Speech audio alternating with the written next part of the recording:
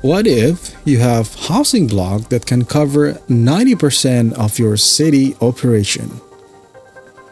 What if that housing block can even bring you profits without export? What if it's real?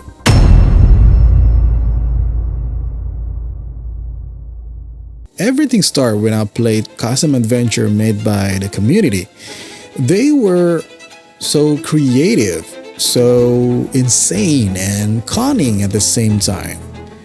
With the limited technology, limited resource, and limited land, they push you to think outside the box in a cruel way.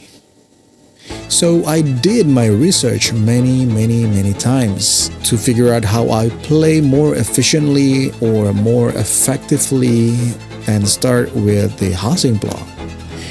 After tweaking in here and there, finally I found it. The Bulldozer.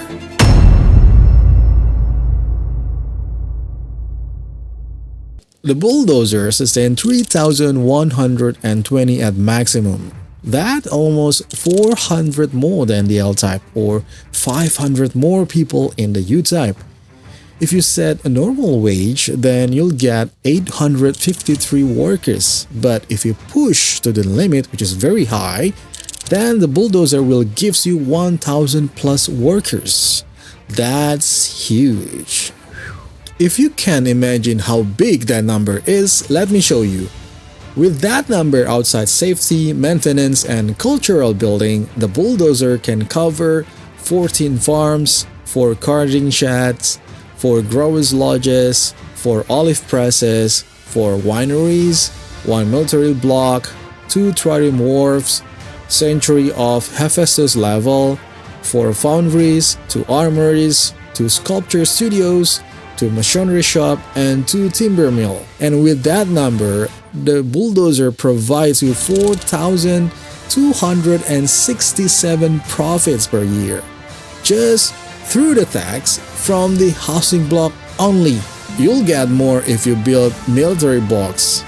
Then, don't ask me about the monuments because you already know how many you will get. Next is about the size, which is Bulldozer is thinner than the U-type in terms of width.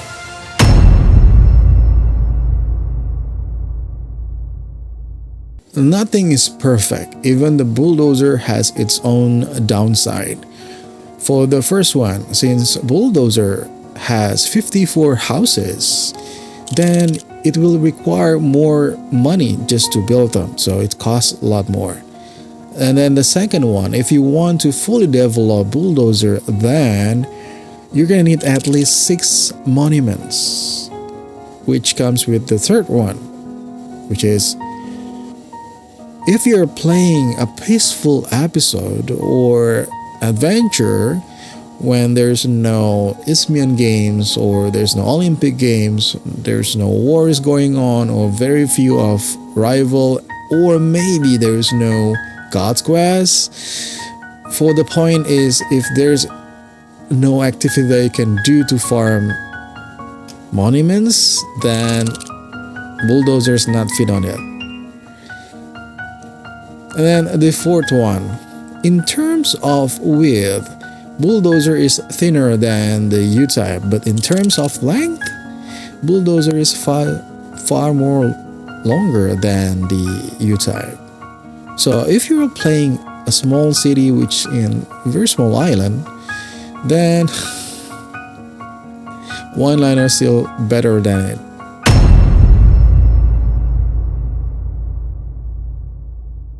Right, so how to build this housing block? This is pretty easy. You're gonna start with 14 by 2 houses.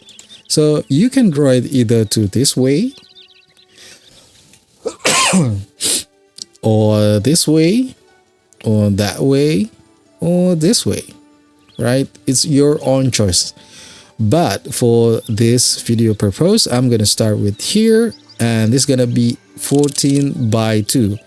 For those of you who have difficulty with the number or counting 14 by 2, it's pretty easy. Just remember the cost, which is 840. So this is exactly 14 by 2. Then you're gonna connect between this road. I'm going to remove this to make it pretty easy for you to see. And this is the base for the housing block. Once you're done, you need to decide where are you gonna put your agora. So since the food source is gonna be around here, so I want to put my agora close with the granary, close with the food source. So I'm gonna put my agora around here. This is just for example. You can put everywhere in 4 sides, either to here, here, here, here. There's no mandatory for the location of the agora. And as usual, once you're done with the agora, you're gonna put the vendors inside like food, trees, and oil. Then you're gonna continue with the safety and hygiene maintenance building. So everything that 2x2 type building, we're gonna place next with the agora. So starting with fountain, maintenance office, watch post, and then tax office. But since I haven't built palace, I'm gonna place it here for this example, so I can have an access with the palace. I'm gonna put it here, and then continue with the culture. I'm gonna put podium next to it. Done. We're done with all the 2x2 buildings. Now we go with the bigger one. So we start with gymnasium. Okay, other than 2x2, you have to place it outside or at the edge of this housing block. So either you're gonna put it here, put it there, or put it here. Okay, so for this purpose, I'm gonna start with put it here. Then I'm gonna continue with the theater, which is the biggest one. I'm gonna just example put it here. Same goes with the gymnasium. You can put it everywhere for this 4 points there. So either here, here, or here. Okay. Same goes with the infirmary. Right? Okay, once you're done, now it's time for you to fill up the space with housing. Just like this. Right? And as always, just leave one space, one tile for the road if you want to connect with the second housing block or duplicate that. So always leave one tile at the edge just for connection with the outside. Okay, once you're done, this is almost done. Even though this is what else should I build? There is something that you have to build. So after this, with this layout, you need to remove one of the house, the second house from the right side or the edge here, the opposite area with the fountain here. So you're gonna remove one house, and then you're gonna replace that with another fountain. So to sustain this housing block, you're gonna need 2 fountains because this area is way too big for one fountain coverage. Then once you're done, you just need to complete with the beautification, and I really suggest you not using park because park is not gonna have enough point to give quite good amount of appealing. So either park, I really suggest you with the hedge maze.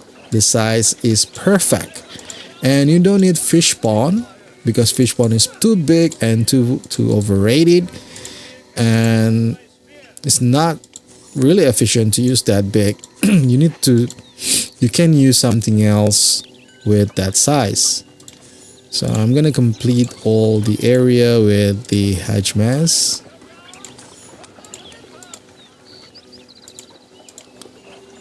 Just like this, and this is finally done of your housing block. This is the base, this is the start, and that's it.